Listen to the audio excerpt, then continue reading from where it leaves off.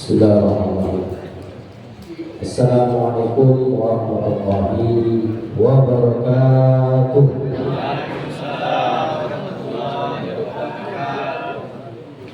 Bismillahirrahmanirrahim. Alhamdulillahil wahidil ahad al-fardis samad alladzi lam yalid wa lam yulad wa lam yakul lahu kufuwan ahad. Asyhadu an la ilaha illallah wahdahu la syarika lahu wa asyhadu anna sayyidana Muhammadan abduhu wa rasuluh. Allahumma shalli ala sayyidina Muhammad wa ala ali sayyidina Muhammad. Qala Allah ta'ala fi kitabihil karim, a'udzu billahi minasy syaithanir rajim. Ya ayyuhalladzina amanu kutiba 'alaikumus shiyam kama kutiba 'alal ladzina min qablikum la'allakum tattaqun. Wa qala Rasulullah sallallahu alaihi wasallam fil kitabil hadits, man kharaja fi talabil ilmi fa huwa fi sabilillah hatta yarji'a. Sallallahu maulana azim, amma ba'du. Yang sama-sama kita muliakan dan kita hormati segenap pengurus Masjid Baitur Rahman, kemudian para jemaah sekalian, bapak-bapak, ibu-ibu yang sempat hadir pada malam hari yang sangat berbahagia ini untuk melaksanakan salah satu perintah Allah Subhanahu wa taala, yaitu melaksanakan sholat Isya dan tarawih beserta witir secara berjamaah. Mudah-mudahan apa yang kita laksanakan semuanya diterima oleh Allah Subhanahu wa taala. Amin ya rabbal alamin.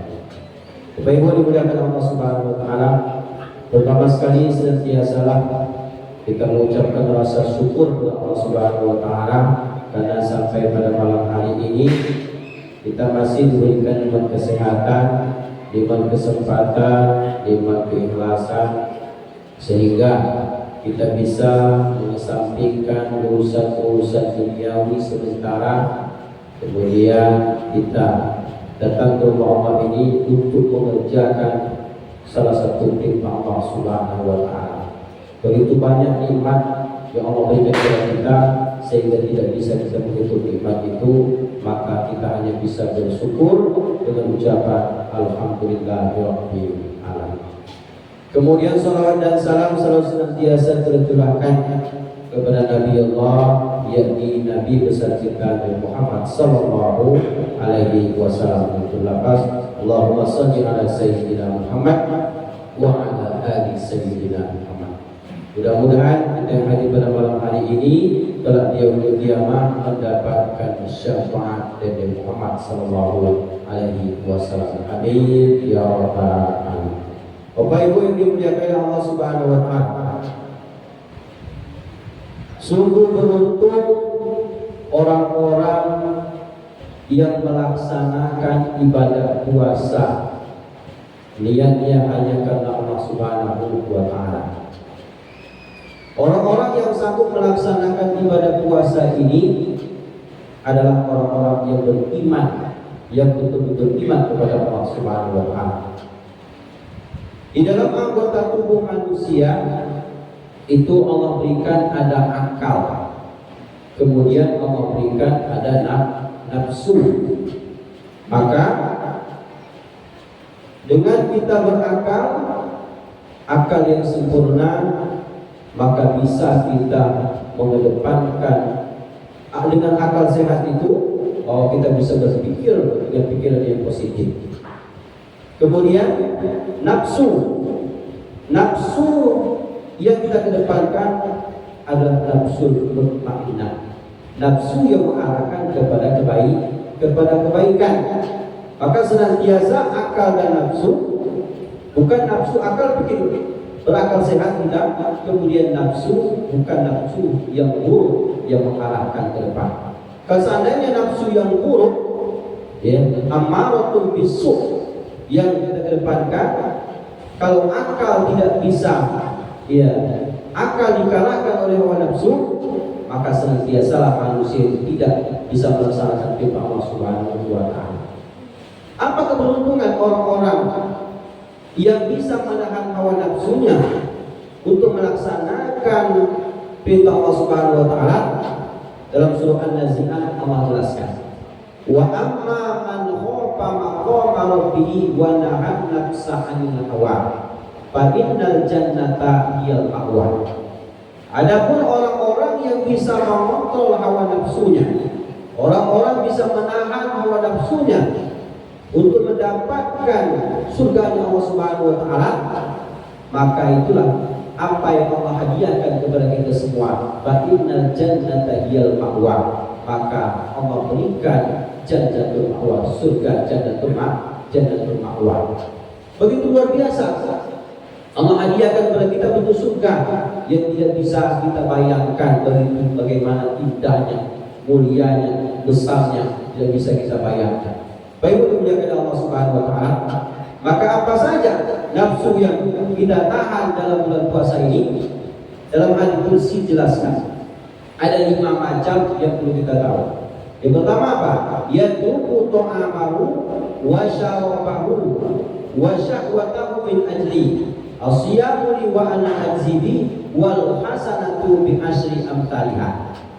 Yang pertama, orang-orang yang bisa menahan nafsunya dari mana? Yaitu nafsu ta'am. Yatruku ta'amahu, meninggalkan makan. Dari mulai terbit fajar shadiq, mulai azan subuh, kita menahan makan sampai terbenamnya matahari. Begitu luar biasa lamonnya. Bahkan 13 jam, 14 jam kita menahan lapar. Sanggup. Ya, kenapa kita iman kepada Allah Subhanahu wa taala? Kenapa? Yang kita dambakan adalah surga jannatul ma'wa Allah janjikan. Kalau orang-orang yang tidak percaya kepada surga Allah Subhanahu wa taala, maka tentu dia tidak mau melaksanakan ibadah puasa. Maka sungguh beruntung orang-orang yang bisa mengendalikan hawa nafsunya, kemudian dia bisa menahan makan. Kalau kita pikir-pikir, sudah begitu luar biasa 11 bulan, ya kita makan terus, makan pagi, makan siang, makan malam, terus makan.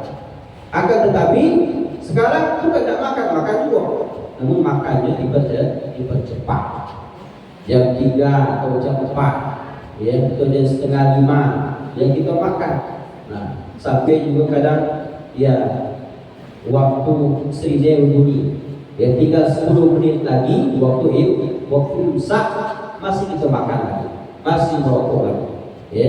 Nah, kalau kita makannya mungkin jam 3 atau jam 4, itu takut cepatnya Rasulullah paru. Oleh itu kata Nabi, maka di ujung-ujung itulah yang lebih baik lebih afdal. Namun ujung-ujung itu dia harus hati-hati juga. Jangan sampai kaget tengah merokok, tengah makan, ibu orang azan. Jadi yang perlu kita ketahui. Ya, oleh itulah ya tunggu mau bisa kita meninggalkan makan. Ya, tidak sembarangan orang, hanya orang-orang yang beriman pada Allah lah yang mampu meninggalkan makan. Karena nikmatnya di dunia ini yang pertama adalah nikmatnya makan. Kalau sudah kita menghadap makanan itu, apalagi kadang-kala tempoyak, ya, ikan bau ataupun ikan pati, kadang-kala disapu kawan pun tidak dengar lagi. Kenapa? Enaknya makan. Karena nikmatnya dunia itu adalah makan. Kemudian dengan kita meninggalkan makan, kemudian kita berbuka. Setelah kita berbuka pun janganlah kita yang dulu makanlah, namun di ujunglah wasrabu minna wala tusifu, jangan berlebihan. Kenapa jangan berlebihan? Karena Allah melarang. Kalau sudah berlebihan, ya maka kencang urat perut, maka kendorlah urat mata. Tidak jadi sholat tarawih, lalok lagi di rumah. Kenapa? Oleh banyak makan. Ya contohlah kita lihat yang di hutan tuh macan. Kalau sudah kekenyangan, maka dia sudah teruling, ya nyamuk gitu ya. Sudah penuh perutnya dengan darah, maka sudah tidak bisa lagi. Jangan kita sentik, kita dikit belah mati. Nah, ini yang kita lihat. Terus itulah manusia juga boleh makan, namun jangan berlebihan. Ini yang pertama. Ya tunggu ta'amahu. Yang kedua wasyarabahu. Kita menyiapkan makanan untuk berbuka dan menyiapkan minuman untuk berbuka. Namun kadang-kala Jangan terlalu dengan hawa nafsu. Kalau dengan hawa nafsu sadonya ingin kita siapkan.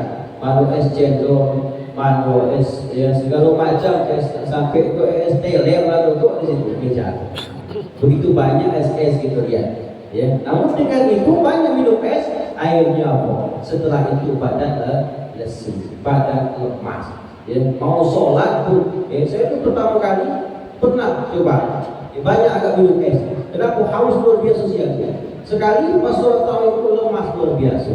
Ya, memang terasa di luar itu dingin, dalamnya panas. Nah, itulah itu ya. Maka jangan juga makanan jangan berlebihan, minuman begitu juga jangan berlebihan. Yang itu ta'amahu yang pertama, wa syarabahu yang kedua. Kemudian dia tunggu ta'amahu wa syarabahu wa syahwatahu min ajli, mampu untuk meninggalkan syahwat itu karena Allah Subhanahu wa taala. Ya. Waktu malam jangan tinggalkan syahwat. Ya, apalagi pada pengantin baru. Ini siang puasa, malam juga puasa, apa rasa itu? Ya. Malam boleh tidak puasa, ya, puasa tidak kawan nafsu silakan.